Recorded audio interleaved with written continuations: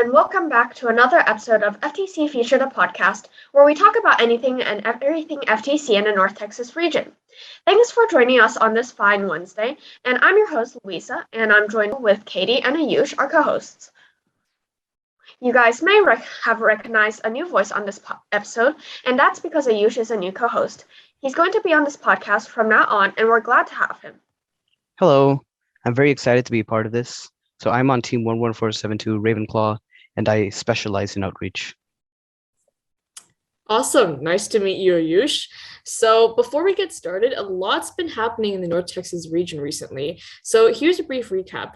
To start, the Lamar qualifier, the last fall qualifier open to teams, finished last week. We saw an amazing rounds with teams 13552, 13141, and 16296 winning the robot game. Teams 8565, 16296, 13141, 6832, and 13472 are also expected to advance to regionals for placing Inspire, winning Alliance Captain, first team and second team chosen, Think, and first and finalist Alliance Captain. A huge congrats to all teams who competed. And another huge congratulations to Team 8565 Technobots for winning Inspire. Now that the fall qualifiers have concluded, we look forward to the upcoming spring qualifiers. And speaking of which, this is just a reminder to all teams that the spring registration is out. So make sure you talk to your coaches if you haven't already, so they can register your team. We're going to be going to one of these spring qualifiers, and we're extremely excited. The last piece of FTC news we have for you is a recap on yesterday's league meet. We saw amazing scores from so many teams, with Team 7172 Technical Difficulties currently in first place with 2,078 points. 7172 is currently ranked number 1 in the entire world. They have not lost a single match in the 11 matches they have played so far. The team in second right now is Team 16176 CD8 Lions with 1,408 points. Finally, third place at the moment is Team 16272 Mark X with 1,284 points. Congratulations to those teams and everyone who was there at the meet. If you want more NTX updates, you can check out our Instagram page, ftc.feature, where we'll be posting more FTC-related news.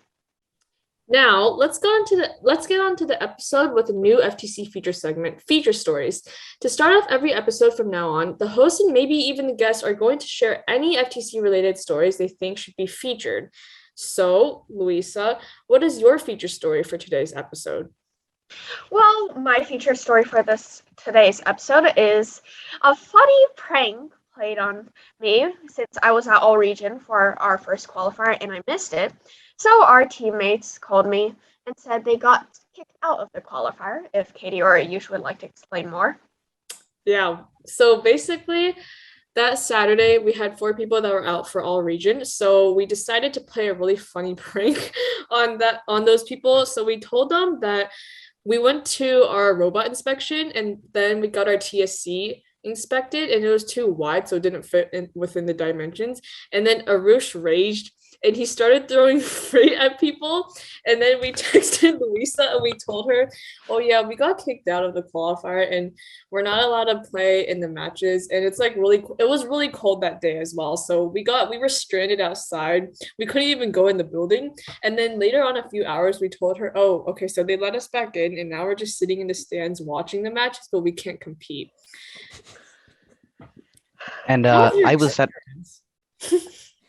was at All Region as well, but when the news came in, I wasn't. Louisa was extremely salty. I'm just gonna say the prank really worked. She was getting so mad, and I was just sitting there laughing because I knew that this was a joke, not because like somebody told me. It's just that there's no way this is happening, and that was extremely funny.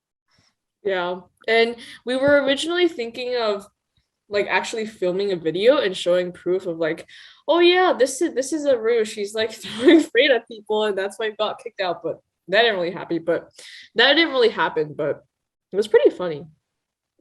Hopefully we didn't take it too far, and I'm sorry if we did. Oh yeah, I was gonna have everybody like. At first, I thought it was only 2 people who were responsible for the prank. So I'm just like, hey, you 2 are gonna be like removed for like a week or 2, because I didn't find that very funny.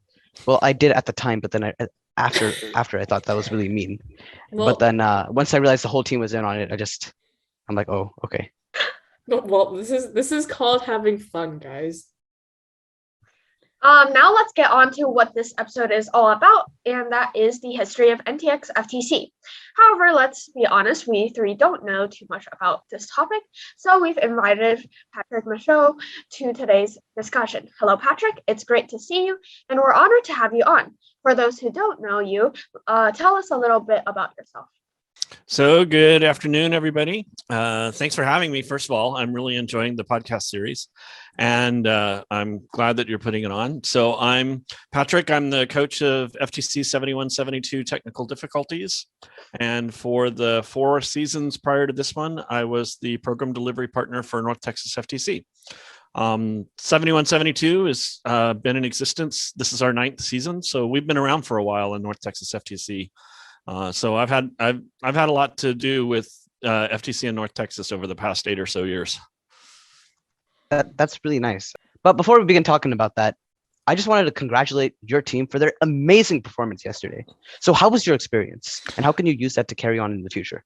Well, we were fortunate that the team came up with a really good robot design, and our first 2 events was the D-League qualifier and then League Meet 1. And in each of those cases, it was kind of, we were still adding features on the robot the night before. So since the League Meet 1, which was 4 weeks ago, we'd been looking forward to this League Meet the whole time to really hopefully have a chance to show what the robot could do. And, I actually had time to program the autonomous and get some things going. And it all really came together really well this weekend. The team did a fantastic job yesterday. As far as what the event was like, I was the FTA for the event. So I was busy on the field all day and didn't get to meet much with the team because they were in the pits and working on things. I just got to see them when they came to the field, but we all had a really good time. I also want to give a shout out to the folks at Moss and Epic, which have been hosting the league meets. They're doing a fantastic job with the league. It's been a lot of fun for all the teams that are there. They've got really good volunteers. And so I just want to congratulate them on putting on a great event. We all had a really good time. We were surprised when we got to the end of the day and saw how good the scores were. We knew we would score high, but FTC can always be inconsistent, right? You can have everything go right on the practice field, and then you get out there in the match and little things go wrong here and there. And so, we just kept playing each match one at a time, or at least that's what I was looking at, just play one match at a time. And we got to the end of the day and started calculating scores, and we were like, oh, wow, that was a really good day. So we were happy with it. Yeah. And huge congratulations to you and your team. I know countless hours of work have gone into this. So really just congratulations. Thanks. Awesome. So what is your connection with FTC in North Texas? Well, let's see. So my history is we came out of First Lego League. I started with First Lego League in 2011, which is 10 years ago. And my 2 stepchildren, both of which attended Rice Middle School, by the way. We started a First Lego League team in 2011. We had so much fun with it that when my stepdaughter Katie graduated from Rice and went to Jasper and could no longer be on a First Lego League team, there weren't any First Tech Challenge teams in the Plano school. So we just started a First Tech Challenge team, which was 7172. We had a really good season. The first season, we made it to the Super Regionals that year in a very whirlwindish 2 months, and came back from that. And we said, okay, we really, really want to do this. And so the following season, I started working as we had done for First Lego League in putting together clinics and workshops for teams and for coaches to help them be able to do better in FTC. Because one of the things that we noticed very quickly was that FTC in North Texas wasn't nearly as evolved as First Lego League was. First Lego League, there were lots of workshops available for teams, lots of things for coaches, but it didn't exist for FTC. And so we just said, well, we're going to start some. And we did a lot of that. So I would teach summer camps for FTC. We started putting on workshops. We did the first ever kickoff in North Texas in 2015. The partners at the time had not been doing kickoffs, and so we did a kickoff event that year, and we just kept expanding it. And as I kept doing more and more training and stuff, I ended up doing more and more with FTC. Then in the rescue season, they suddenly needed qualifiers to be able to do things, and so I offered to run a qualifier, which we did at Wiley East High School. And that was my first time ever running a qualifier. And that worked out really well. We had great fun with that. And then the following season, the region all of a sudden needed a bunch of qualifiers. And I had just gotten hired by UT Dallas. And so we put together 5 or 6 qualifiers in like a month's period of time at the last moment. And then the next year I was named partner. So it's just been just slowly growing and adding to the stuff that was going on over the last however many years. Awesome. So how did North Texas FTC start up? Did you have just like a bunch of FTC teams in the region and then come together as a group and start working together? Or? North Texas FTC is a very historic region. We're one of the original regions for FTC. So North Texas has had a region since it was the first VEX challenge. So in 2005, 2006, First and VEX, the company behind VEX, IFI, out of Greenville, started a new competition that was called the First VEX Challenge. It split off a couple of years later to become First Tech Challenge, but North Texas was one of the original regions in the First VEX Challenge way back in 2005, 2006. And the partner that was before me was UT Arlington. And UT Arlington was the original partner for that way back in 2005, 2006. So it's been around for a long time. And one of the teams in our region, the Fighting Pickles from Mansfield, is team 127, which gives you an idea of how old the region is, that they were team number 127 way back in the original days of the First VEX Challenge. So we have some of the historic teams in the region. So that's how it started up. It came out of the First VEX Challenge, and it's just existed every year, for 15 or 16 years. We're one of the oldest regions around. That makes me a little more proud to be a part of. Yeah. It's like there's a history. In fact, I have not been able to independently confirm this, but Plano West Senior High School was once one of the world champions. Oh, really? Wow. Yes, way back in the early days. They apparently have a trophy from the very earliest seasons that they had a team that went to the world championship in First Tech Challenge. I haven't been able to independently verify that, but numerous people have told me that there is a trophy there at Plano West High School for the team they had for a year or two. Oh, wow. That makes me more proud to go to Plano West when I do. Exactly. Wow. That also makes me wonder, what is Team 1? Team 1 is Team Unlimited, I believe. Oh. It is. Yeah. Team 1 is, it's still an active team, I think. So, yeah, there is a Team 1. Well, that was pretty cool. And again, thanks for sharing about that. I obviously feel a lot better now about myself. I needed that, okay? Yeah, well, I found that out on my team's rookie season because almost all of our team members, our second season, were at Plano West High School. Plano West didn't have an FTC team then. Plano, they had one way back in the past. And then for a long time, Plano didn't have teams until the 2015-2016 rescue season, officially in the school district. But some of my team members were there and they were like, yeah, we were walking by the trophy case and we saw it. So it was just like, okay, wow, who knew? It was a very well kept secret. And I guess when we're on this topic of time, has anything major changed, since 8 years ago around that time frame? Yeah, things are way bigger now than they were then. I think when I started with FTC in North Texas, which would have been the 2013-2014 season, there were 80 or so teams in the region. It wasn't very big. And then also back then they had just started the super regionals. So the way the competition used to work is you would go to your regional championship and then the top teams from the regional championship would go to a super regional Championship, which was a very big event, kind of like Worlds, and then the top teams from that would go to Worlds. So since then, they've gotten rid of the Super Regional, but Super Regionals was a big deal for teams to be able to go to another level before getting to Worlds. It was nice because that really increased the number of advancements out of each region. Then when they expanded the World Championships to have 2 World Championships and increased the number of teams, they no longer needed the Super Regionals, so they got rid of them. So that's one big difference. Of course, the other big difference is the technology. When we started with FTC in 2013, we were using the Lego Mindstorms NXT controllers as our robot controllers. And nowadays, of course, it's the Rev Control Hub. And in the middle there was the modern robotics system with the phones being used as controllers. So the whole control system has changed in that period of time. There's a lot more better resources for teams.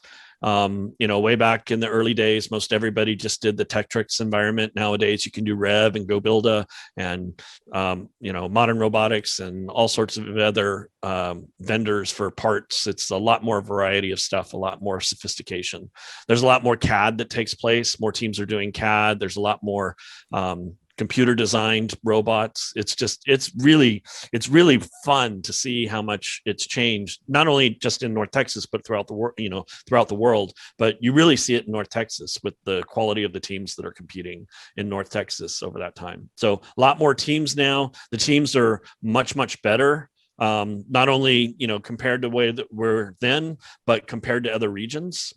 Our rookie season, we went to the Super Regional, and only 1 team from the region went to Worlds out of 8.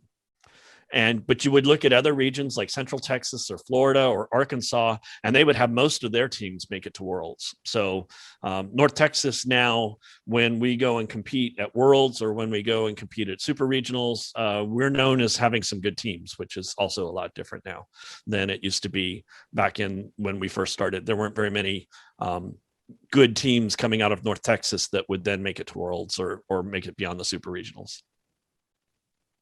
What are your thoughts on there not being a Texas Cup this season? I'm so disappointed they couldn't do a Texas Cup this season. So as the partner, I was one of the people who was involved in the discussions making the Texas Cup. And the thing I really liked about the Texas Cup was that it was a way to advance more teams out of each region. Because to me, what makes FTC valuable for a lot of teams is that they get a chance to be successful. They get a chance to advance.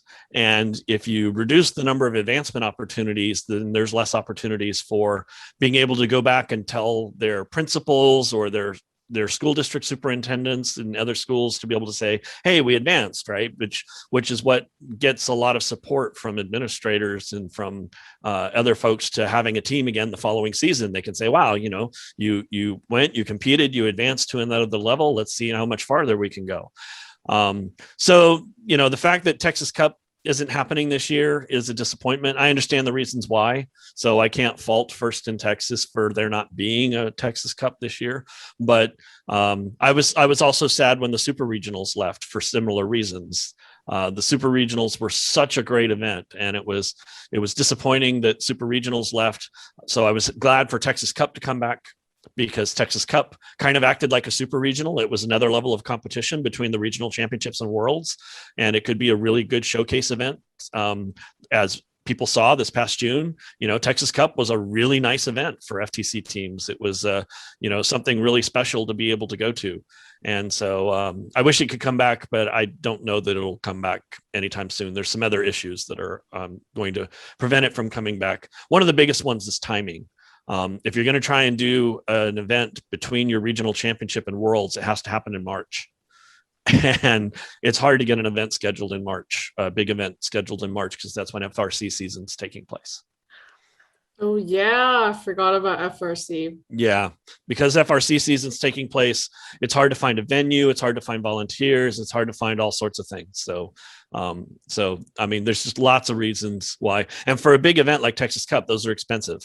If you have 72 teams, that's a multi-day event that makes it expensive. I would be, to me, it would be useful to consider Texas Cup on a slightly smaller scale. a 48 team event or a 60 team event, something like that. And then it wouldn't have to be quite as big. It could be done in a day or two. But there's still a lot of other reasons why it's going to be difficult to happen. So I'm just disappointed. We tried it one year. It was really good that we had it this last year because it served as something to do beyond regional championships, which most states didn't have. But we'll see what happens for the future. Yeah. So where do you see the North Texas region in a couple of years? I think it'll still be in North Texas. It's crazy. But beyond that, no, I mean, the biggest thing that I see, first of all, I really am pleased with the new program delivery partner we have, Lon Cherry Holmes. He's doing a great job. He has great ideas. He's really increasing the production level of the events in a lot of ways. Like this year, we've been able to do something we hadn't been able to do in the previous year. So far, we've been able to live stream every event, so that matches are there and there's videos of all the matches. And we hadn't been able to do that in previous years. We could only kind of do it. And a lot of credit goes to Lon for being able to create the space and things for that to happen. We have a really good group of event organizers. There's an events committee, a group of people, volunteers that get together to plan out events and talk about how we're going to resource all the events. And they're coaches and supporters that have been around for several years, and so that planning group is doing a really good job. I'm told that the plan is that future seasons in North Texas will be mostly leagues. So we will change from mostly qualifiers to mostly leagues. The events committee is talking about that and how that could work. What we want to do is we're not just necessarily going to adopt the league model that's used in Central Texas or the other regions in Texas. Some places like Southern California, other states have slightly different league models that we think would be better for our teams.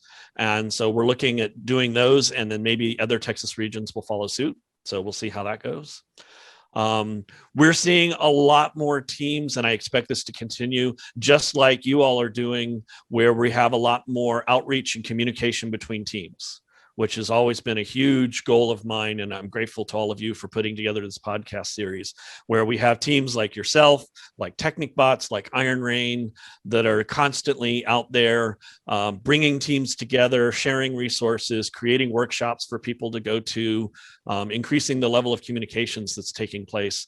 And to me, that just makes every team in the region stronger.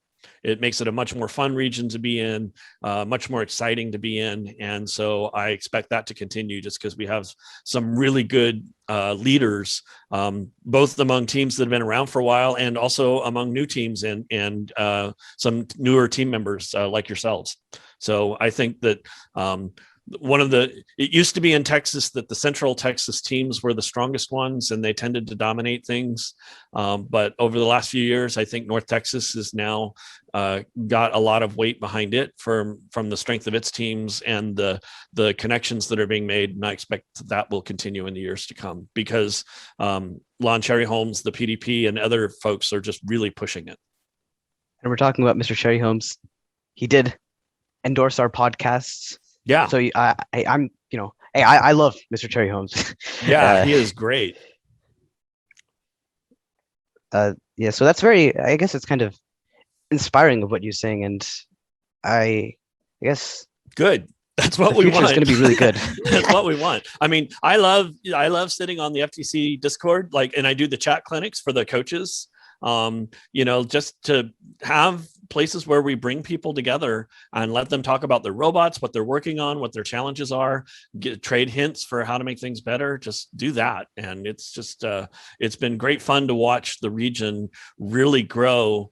And now it's not just one or two teams leading the region. It's a lot of teams that are doing new things and really leading the region. And that makes for such a successful region for everybody. So hopefully a lot of growth over the next couple of years. Yeah, absolutely. So I guess our final question for you today pertaining to the history of North Texas is, what are some ways, I guess, the North Texas region could improve on in the future?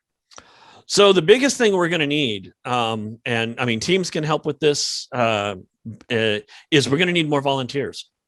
We're going to need that we have a pretty good set of volunteers. At the end of the Skystone season, we had a great set of volunteers, and then the pandemic hit, and now everybody's moved away, or they've changed careers, or things have all gotten mixed up, and so we're having to rebuild that.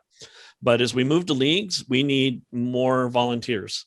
And that's not just coming from teams. We have some good volunteers from our teams, but we need to be recruiting from companies and organizations and businesses and civic groups and things like that to bring people who aren't necessarily directly related to a team to say, you should come judge an event. You should come be a referee. You should get involved with these events. So that's one thing I think the region should focus on. And we really rely on the teams to help us do that. Because help us make those connections, help bring people in as you're doing connection and outreach with businesses or professionals and stuff. Put in a question, especially if they're in the North Texas region. Hey, could you come to an event and be a volunteer at one of our events? And here's where to go. So that's one place where we're pretty good, but we can always improve because we just need more numbers of people. That'll be very true when you go to leagues, because when you go to leagues, you're increasing the number of events by a factor of about 2 or 3. So you need 2 or 3 times more referees, 2 or 3 times more head referees. You just need a lot of people. The only other thing is for North Texas to improve on is just continue growing the strength of the teams. We do a really good job on it, and we can continue to improve on our production quality at the events and the ways in which teams work together and arrange events on their own. One of the nice things that I have liked about North Texas FTC, certainly in the last 6 or 7 years, is we always encourage teams, you don't need to wait for the partner to do something. Just decide you're going to do something. If it's in the spirit of First Tech Challenge, we want you to go ahead with it, and you don't need our approval. And many times we'll support it.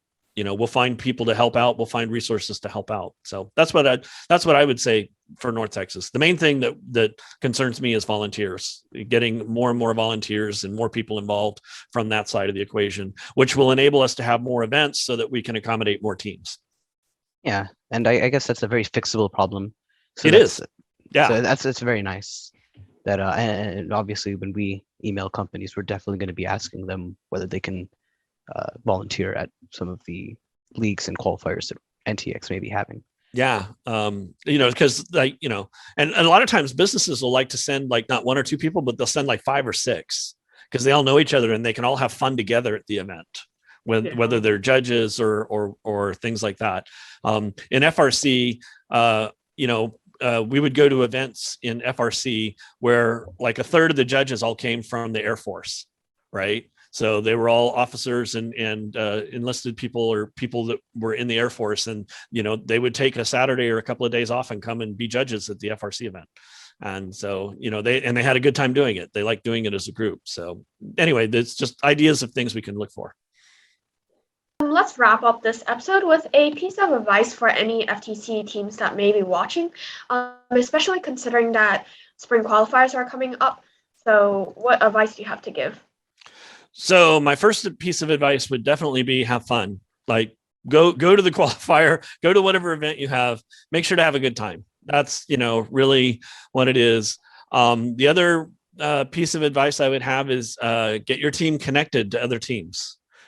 Be on the Discord, have somebody who's on the Discord or watching the mailing lists or coming to the chat clinics just to get information that's there, because the teams that have those connections are going to be doing better at the events because you learn more like that. From an event manager perspective, my biggest piece of advice or wish is when you come to an event, please come prepared. Try and have your robot ready before the morning of the event. I know that's hard for many teams because it's a hard season and you're trying to get the last minute things in, but the events run much smoother and we can do more at the events if we have the teams that are show up ready. So, go through the checklists, the robot inspection checklists, make sure you have your team shipping element, make sure you have your alliance markers, make sure there's numbers on your robot, things like that. It just saves a lot of time and frustration on the day of the event if you make sure those get taken care of quickly. So that would be the other things. As far as competition things, what we're finding out is robots that can do the carousel and can do the shared shipping hub are scoring really well. And they have a good chance of success. At the Lamar qualifier, the teams that ended up on top were the ones that could do the shared shipping hub and really claim the shared shipping hub early and quickly. That gives you a huge point advantage going into the matches and stuff. So if you're trying to figure out what to prioritize and you want some quick points, make sure you can do the carousel well, make sure you can do the shared shipping hub. We're starting to see more teams cap the team shipping elements, which is really cool. And that's another thing. And then of course, figure out how to put freight on the Alliance hub is where a lot of points are going to be, but those are the big ones that I can think of. And so with that, sir, we just wanted to, me and the co-host and host, want to just thank you for joining us today. You've offered us some really insightful stuff, and we're just honored to have you on here. I hope I'm 7172. honored to be here. Yeah, and I hope 7172 as well as you do great in the future. I mean, you guys are already really, really good. So it'll be really exciting to see how you're going to do in the future. Yeah, we're hopeful for a good season, but it's FTC, so anything can happen. So anything can happen and often does. So we're looking forward to seeing teams at events and in the upcoming weeks and seeing how everybody else does. And we're looking forward to playing with people on the field.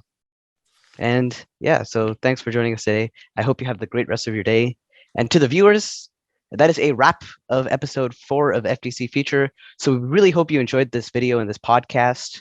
And don't forget to check us out on Instagram at @ftc.feature for more updates and information. And we're going to see you guys next Wednesday. Happy holidays. And I hope you guys have the great rest of your day. Bye. Bye. Bye.